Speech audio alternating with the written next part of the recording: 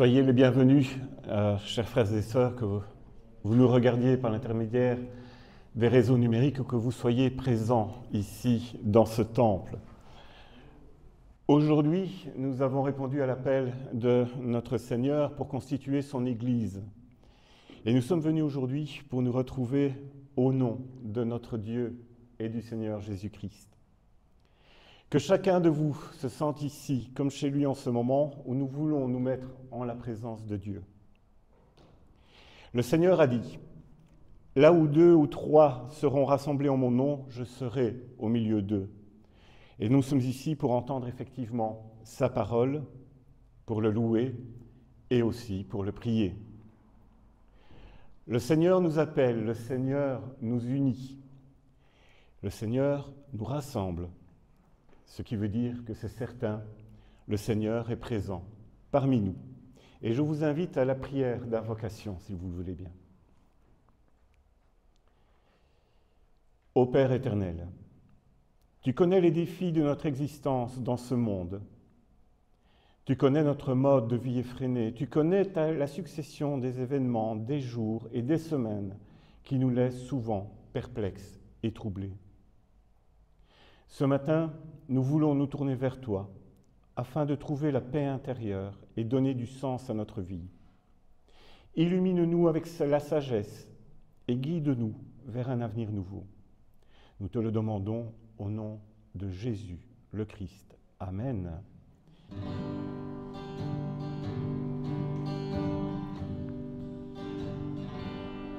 J'ai soif de ta présence, divin chef de ma foi, dans ma faiblesse immense, que ferais-je sans toi?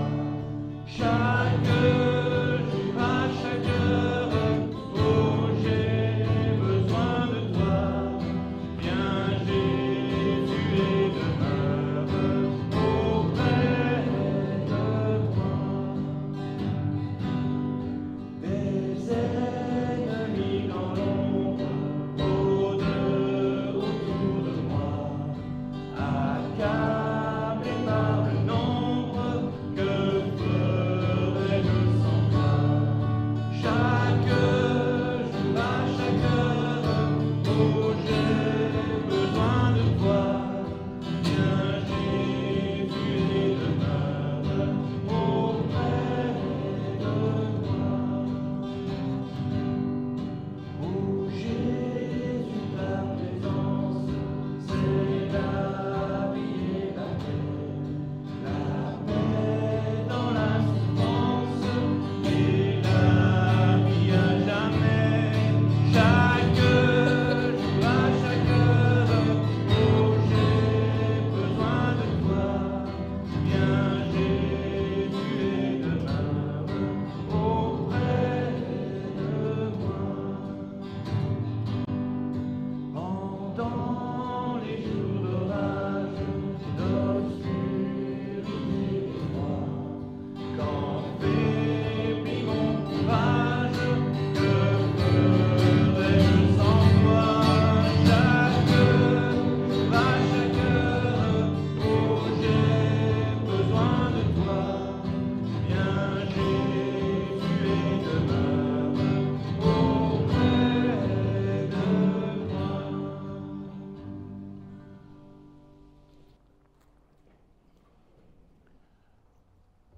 Portons notre louange avec le psaume 146. Chante, ô mon âme, la louange de l'Éternel.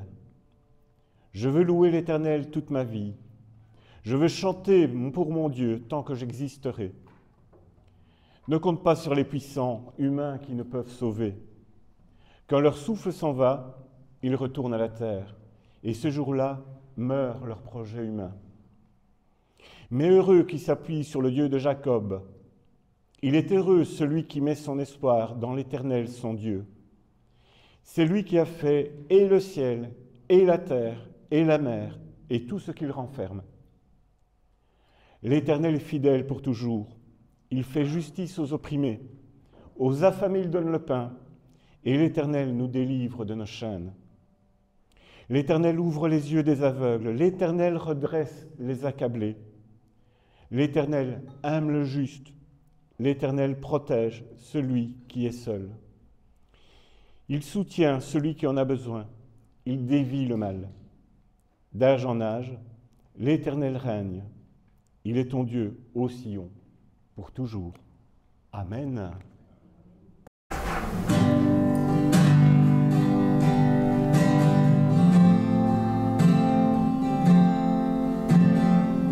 Je viens dans ta présence, Seigneur de l'univers. Rien n'a plus d'importance, rien n'a plus de valeur. Je viens chercher ton cœur, trouver ta volonté, me tenir prosterné en chantant tes louanges. Ton nom est grand, ton nom est saint, ton nom est digne de louange. À toi l'honneur, à toi la gloire, à toi la puissance et la force.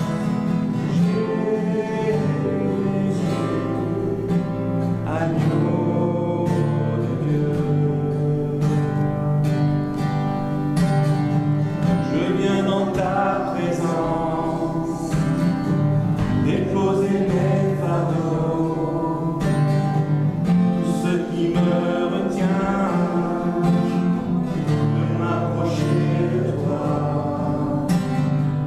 Tu es mon bouclier, mon abri, mon seul bien. Vers toi, Seigneur, mon Dieu, je veux lever les mains. Ton nom est grand, ton nom est saint, ton nom est digne de louange. À toi l'honneur, à toi la gloire, à toi la puissance et la force. Ton nom est grand, ton nom est saint, ton nom est digne de louange. À toi l'honneur, à toi la gloire, à toi la puissance et la force. Jésus, agneau de Dieu. Je viens dans ta présence, Seigneur de l'univers. Rien n'a plus d'importance, rien n'a plus de valeur.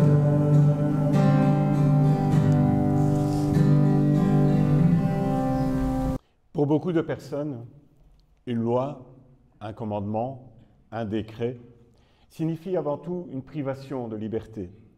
C'est un enfermement, c'est une limitation qui est imposée à ses désirs et à ses propres envies. Mais pour nous chrétiens, la loi que Dieu nous a donnée dans son amour infini est au contraire, et bien au contraire, la seule garantie de notre vraie liberté, de notre propre épanouissement. Elle nous donne la possibilité de nous écarter de toute dérive, de tout mal, qui nous causerait que souffrance évidemment ou perdition. Et ceci veut dire que plus nos chemins de vie se rapprochent de la volonté de Dieu, plus notre liberté grandit également. C'est pourquoi nous nous remémorons maintenant les 10 commandements de Dieu, mais aussi de quelle manière notre Seigneur Jésus-Christ nous a invités à obéir à cette loi. Je suis l'Éternel ton Dieu, qui t'a libéré de l'esclavage. Tu n'auras pas d'autre Dieu devant ma face. Tu ne te feras pas d'image pour te prosterner devant elles et pour les servir, car je suis l'Éternel ton Dieu. Tu ne prendras pas en vain le nom de l'Éternel ton Dieu. Souviens-toi du jour du repos pour le sanctifier. Honore ton père et ta mère. Tu ne commettras pas de meurtre. Tu ne commettras pas d'adultère. Tu ne commettras pas de vol. Tu ne porteras pas de faux témoignages contre ton prochain.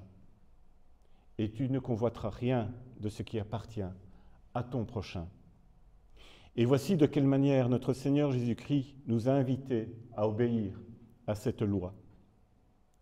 Tu aimeras le Seigneur ton Dieu de tout ton cœur, de toute ton âme, de toute ta force et de toute ta pensée. C'est là le premier et le grand commandement. Et voici le second, qui lui est semblable. Tu aimeras ton prochain comme toi-même. Amen. Et nous prions maintenant par le chant avec le Notre Père.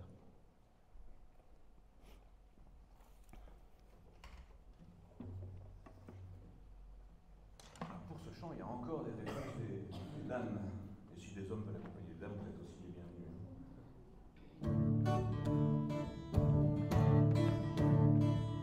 Notre Père, qui est aux cieux, que ton nom soit sanctifié,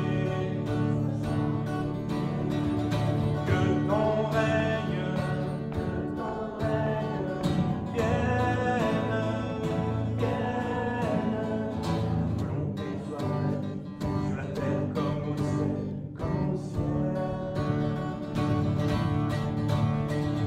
Donne-nous notre pain aujourd'hui et demain, pardonne-nous nos offenses, comme nous les pardonnons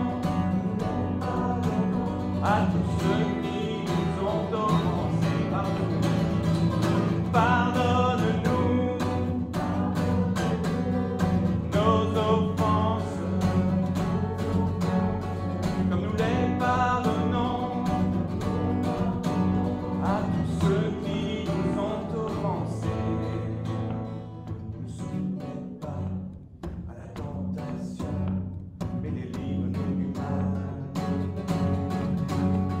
Ne nous soumets pas à la tentation, mais délivre-nous du mal. Car c'est à toi qu'appartiennent pour les siècles des siècles le règne, la puissance et la gloire. Le règne, la puissance, le règne, la puissance et la gloire. Le règne, la puissance et la gloire. Le règne, la puissance et la gloire. Amen.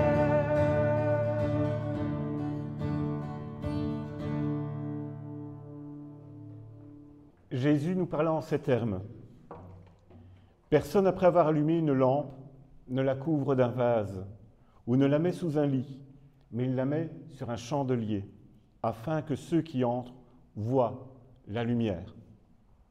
La lumière de l'Évangile que nous portons tous en nous n'est pas faite pour être verrouillée et être cadenassée à double tour, afin que personne ne puisse y avoir accès.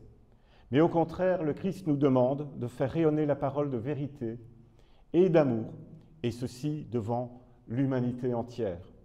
C'est pourquoi aujourd'hui nous proclamons à nouveau notre foi et la bonne nouvelle par l'intermédiaire de cette confession. Je crois en Dieu. Par lui, l'univers et notre existence sont créés toujours à nouveau. Dans le chantier du monde, son esprit nous anime et nous porte. Il donne chaque jour à notre vie un sens positif, une dignité fondamentale, une vocation créatrice.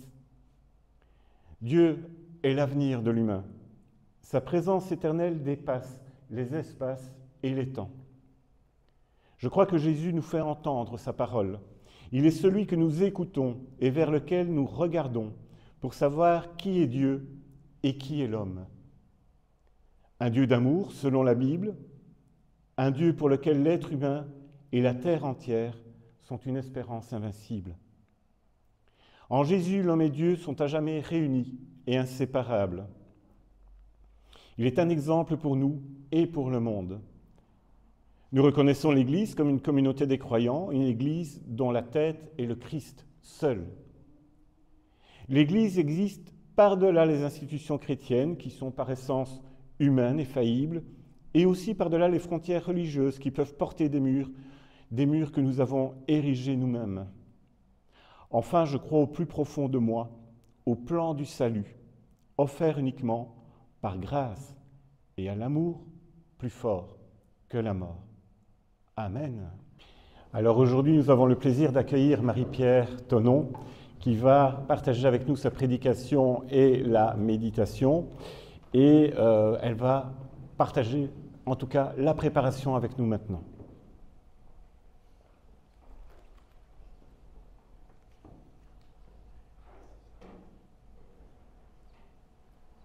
Au chapitre 18 du premier livre des rois, dans le Premier Testament, nous avons le prophète Élie qui est aux prises avec un peuple hésitant. Bien sûr, il y a Adonai, le Seigneur qui a délivré le peuple de l'esclavage en Égypte.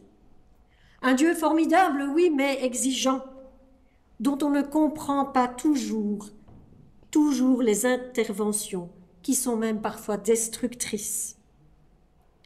Il y a aussi les dieux de Canaan. Ceux-là sont plus sexy, sont plus faciles d'approche. Des dieux pour la fertilité, pour la richesse, pour l'abondance. Et quand le peuple n'obtient pas ce qu'il a espéré dans ses prières, eh bien, c'est que les prières n'étaient pas assez bonnes peut-être, et il suffit d'égorger un veau ou une jeune vierge, et ça va sûrement marcher. Et si ça ne marche pas, eh bien, on égorgera alors un taureau et une jeune vierge, et puis 2 taureaux et une jeune vierge, enfin voilà, jusqu'à obtenir de belles récoltes et la richesse qui va en découler. Le peuple est tiraillé entre le Seigneur Adonai qui exige d'eux la consécration de leur vie et d'autres dieux qui se contentent d'un peu de sang versé. Dans ce premier livre des rois, nous apprenons qu'Élie est prophète du Seigneur sous le règne du roi Akab et de la reine Jézabel. Jézabel, elle est fan des dieux locaux, Baal et Ashéra, fan de leurs prophètes. Ashéra, c'est la déesse mère dans tout le Proche-Orient antique. Elle est déesse de la fécondité, généreuse, protectrice.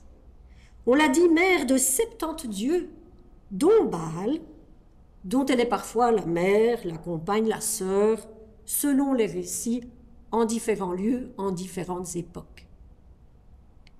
Baal, nous devrions dire plutôt les Baals. Baal est une représentation divinisée de la fertilité à travers les événements climatiques. Les Baals portent les noms des lieux où ils sont vénérés. Ce sont souvent des montagnes.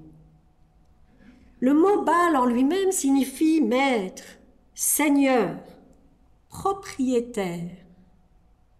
On voit que la limite est fragile et subtile entre Baal et Adonai. Les premiers Hébreux installés en Canaan se mélangent un peu les pinceaux sans que cela ne prête vraiment à conséquence, jusqu'au moment où notre fameuse reine Jézabel a mis Baal et Adonai en concurrence. Elle organise, nous dirions aujourd'hui des festivals, des battles, des duels durant lesquels elle oppose les prophètes de Baal aux prophètes d'Adonai. Et les prophètes qui vont le mieux résister au combat, au massacre, aux tournois de magie et aux trahisons, ces prophètes-là seront imposés par Jézabel comme les bons prophètes de la divinité qu'il convient de vénérer. Et les perdants n'ont plus qu'à fuir s'ils le peuvent encore. Merci Marie-Pierre. Et pour recevoir la parole, je vous propose un petit instant de méditation musicale.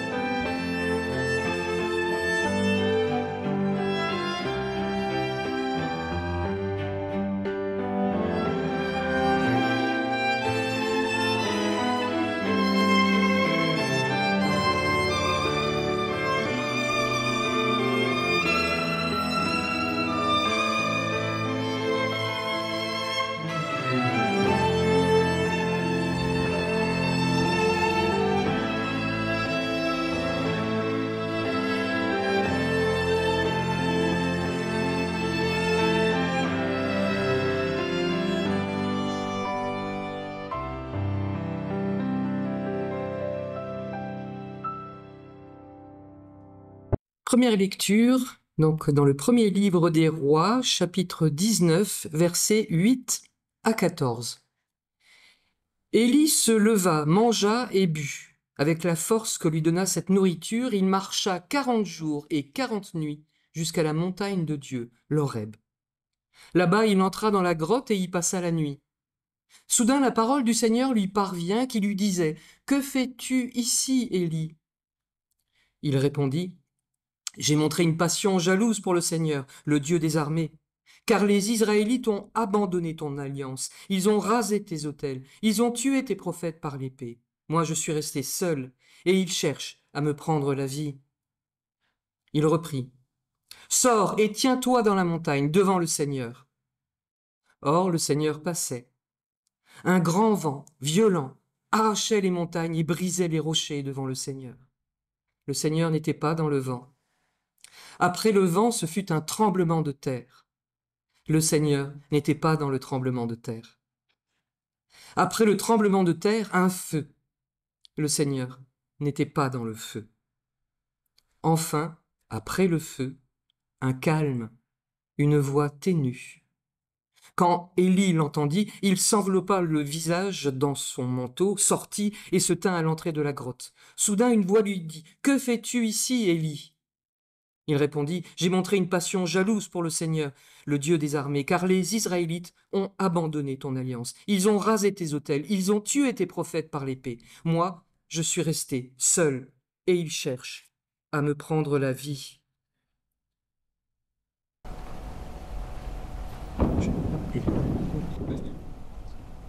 Dans l'épître de Paul aux Romains, au chapitre 9, nous lisons « Ce ne sont pas les enfants de la chair qui sont les enfants de Dieu, mais ce sont les enfants de la promesse qui sont comptés comme descendance. » Évangile selon Matthieu, chapitre 14, versets 22 à 33. Ensuite, Jésus obligea les disciples à monter dans le bateau et à le précéder sur l'autre rive pendant qu'il renverrait les foules. Après avoir renvoyé les foules, il monta sur la montagne pour prier à l'écart. Le soir venu, il était encore là, seul. Le bateau était déjà à plusieurs stades de la terre, malmené par les vagues, car le vent était contraire. À la 4e veille de la nuit, il vint vers eux en marchant sur la mer. Quand les disciples le virent marcher sur la mer, ils furent troublés et dirent « C'est un fantôme !» Et dans leur crainte, ils poussèrent des cris. Jésus leur dit aussitôt « Courage, c'est moi, n'ayez pas peur. » Pierre lui répondit « Si c'est toi, ordonne-moi de venir vers toi sur les eaux. » « Viens, dit-il. Pierre descendit du bateau, marcha sur les eaux et vint vers Jésus. Mais en voyant que le vent était fort, il eut peur, et comme il commençait à couler, il s'écria « Seigneur, sauve-moi !» Aussitôt, Jésus tendit la main, le saisit et lui dit « Homme de peu de foi, pourquoi as-tu douté ?» Ils montèrent dans le bateau, et le vent tomba. Ceux qui étaient dans le bateau se prosternèrent devant lui et dirent « Tu es vraiment Fils de Dieu. »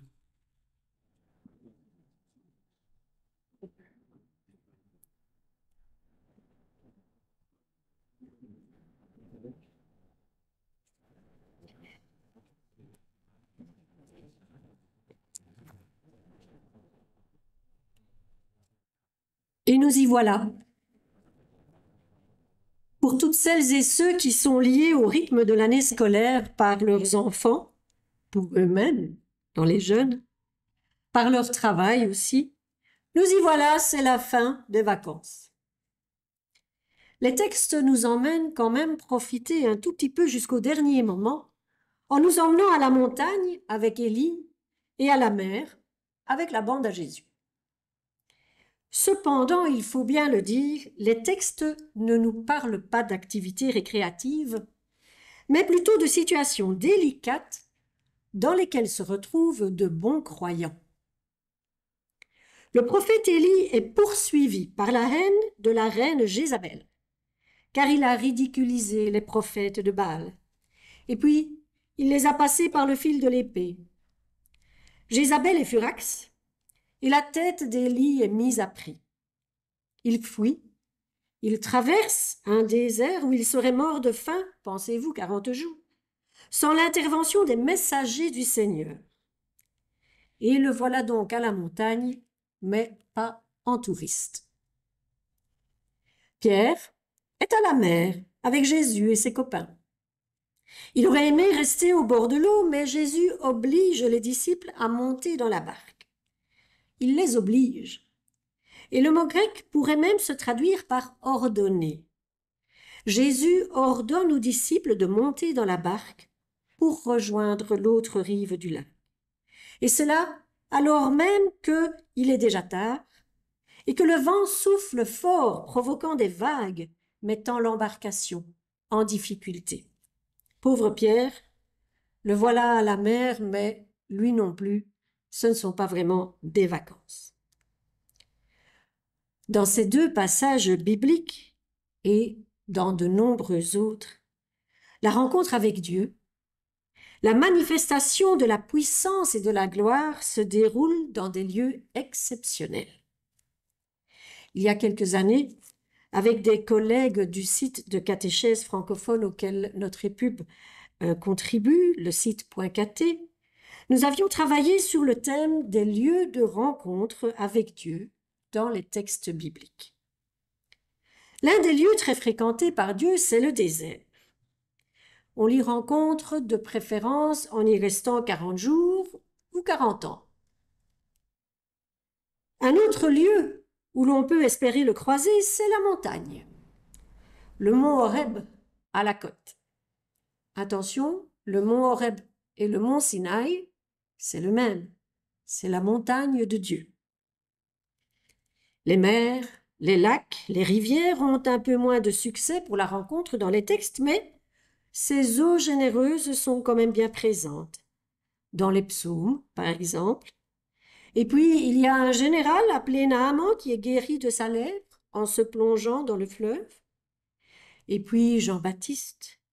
Jean-Baptiste ne baptise-t-il pas Jésus dans le Jourdain? Et Pierre et Paul, ils échappent à des naufrages.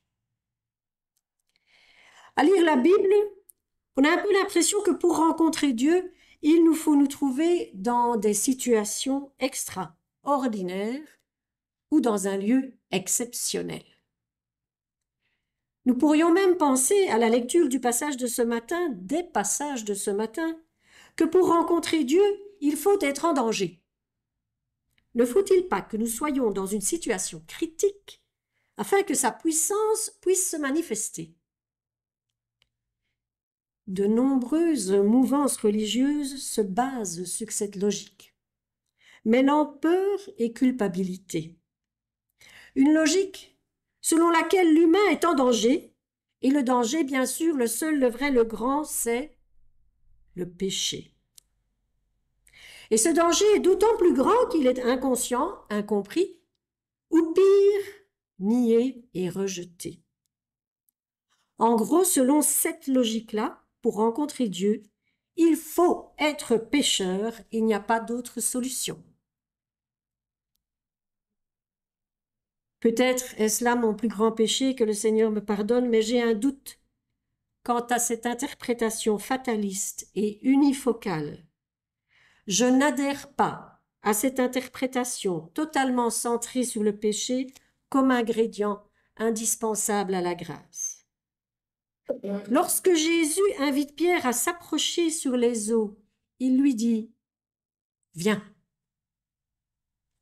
On prêche pendant des heures sur le fait que Pierre a eu peur, qu'il a manqué de foi, que heureusement Jésus était là pour le sauver, pour nous sauver, et constater combien nous aussi, pauvres pécheurs, nous manquons de foi. Mais on prêche trop rarement sur ce « Viens » de Jésus. Rien dans le texte ne permet de penser que Jésus s'est bien marré à l'avance en se disant « Je vais dire à ce pauvre idiot de Pierre de marcher sur l'eau, de descendre de la barque et on va bien rigoler au moment où il va couler. » Non. Jésus a pleinement confiance en Pierre lorsqu'il lui dit « Viens ». Elle est là la grâce. Jésus sait que Pierre peut marcher sur l'eau, et d'ailleurs, Pierre marche sur l'eau. Après quelques instants, c'est le vent qui lui fait peur. Le vent, pas l'eau. Pierre descendit du bateau, marcha sur les eaux et vint vers Jésus. Mais en voyant que le vent était fort, il eut peur. Lorsque Jésus dit à Pierre « Viens », il ne parle pas de péché. Il annonce la grâce, première et gratuite. Viens. Avec tout ça, nous avons laissé Élie tout seul dans sa montagne. Il n'est pas tout seul, il y rencontre Dieu sur le mont Horeb 2 fois. La rencontre se renouvelle, une fois dans la grotte, une fois à l'extérieur de la grotte. Et là non plus, il n'est aucunement question de péché. Un même dialogue se répète mot pour mot, une même interrogation du Seigneur et exactement la même réponse d'Élie. C'est bizarre.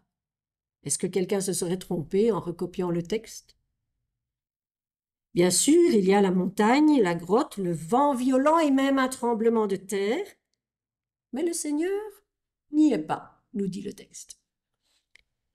Il est dans une voix ténue qui demande par 2 fois « Que fais-tu ici, Élie ?» Cela peut sembler curieux, cette répétition mot pour mot, tant de la question que de la réponse d'Élie.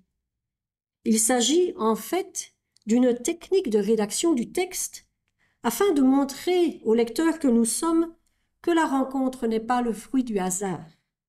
Tout se déroule non pas une seule fois, mais 2 fois, exactement de la même façon, comme le Seigneur l'a voulu. En répondant, Élie décrit son désarroi au Seigneur.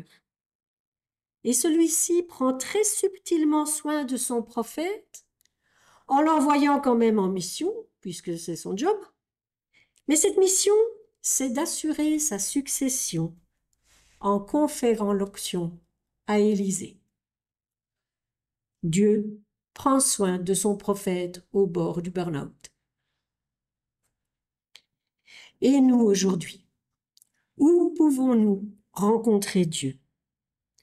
Où pouvons-nous entendre la voix ténue de Dieu et les questions personnelles et ouvertes qui marquent son intérêt pour chacun et chacune? Nous faudra-t-il attendre les prochaines vacances pour réserver un séjour individuel dans un désert inhospitalier? 40 jours quand même. Nous faudra-t-il rejoindre un sommeil inaccessible au prix d'efforts considérables? Nous qui vivons ici, en province de Liège, en ville ou en banlieue, en marche de cette cité dite ardente, sans mer, ni vraiment montagne à proximité, serions-nous alors condamnés à ne jamais vivre cette rencontre, à ne jamais trouver les conditions favorables? Frères et sœurs, la rencontre avec Dieu ne dépend pas toujours de lieux exceptionnels. Parfois oui, parfois le lieu facilite l'ouverture du cœur. Mais le lieu exceptionnel de la rencontre commence en nous, là où nous nous trouvons. Soyons prêts à rencontrer le Seigneur en tous nos lieux. Une attention fraternelle inattendue ici même, une main qui se tend au coin de la rue, un service proposé, un regard attentif et compréhensif au boulot avec des collègues, un caractère patient en famille. Et puis la rencontre avec Dieu ne dépend pas toujours de circonstances exceptionnelles. Dans la foi, en toutes circonstances, nous sommes invités à le rencontrer. Par exemple, en prévoyant nos choix et nos achats dans un désir de justice. C'est très quotidien comme rencontre. En œuvrant pour le respect de la paix, dans le bus, dans la rue, là où nous sommes. En inscrivant aussi la vie communautaire de l'Église dans notre agenda. Ce n'est pas exceptionnel, mais ça le devient. Lieu ou circonstance, n'est-ce pas la place que nous laissons libre pour la rencontre qui compte le plus? Lorsque le Seigneur s'adresse à Élie, il l'invite par une simple question à une rencontre très personnelle. Et Élie se confie à lui. Lorsque Jésus dit à Pierre « Viens », il ne parle pas de péché, il ne se préoccupe même pas de la circonstance exceptionnelle. Il annonce simplement la grâce, première et gratuite. Viens. Et Pierre, il en fait l'expérience en sortant de la barque. Il fait confiance. Comment se déroule la rencontre avec Dieu? Impossible à dire. Il n'y a pas de modèle de rencontre. Il n'y a pas de cadre préétabli, pas de recette toute faite pour rencontrer Dieu. La rencontre a simplement besoin que nous lui laissions un peu de place au-dedans de nous, un espace vacant, un peu de vide, un peu de vacances, où laisser résonner cette voix portée pour nous par l'Évangile qui nous dit « Viens ». Et s'il arrivait que nous ayons à revivre 2 fois exactement la même situation, à entendre la même voix avec exactement la même question qui entraînerait la même réponse exactement, alors ce ne sera pas le fruit du hasard, soyons-en sûrs, mais bien une rencontre que le Seigneur a voulu ainsi pour chacun et chacune. C'est ce que je nous souhaite à toutes et tous. Amen. Que l'Éternel vous bénisse et vous garde. Que le Dieu de Jésus-Christ tourne sa face vers vous et vous donne la paix du cœur, ainsi que des trésors spirituels que personne ne pourra vous ravir. Allez en paix, chers frères et sœurs, que Dieu demeure avec vous et avec les vôtres pour ce temps et pour les temps à venir. Amen.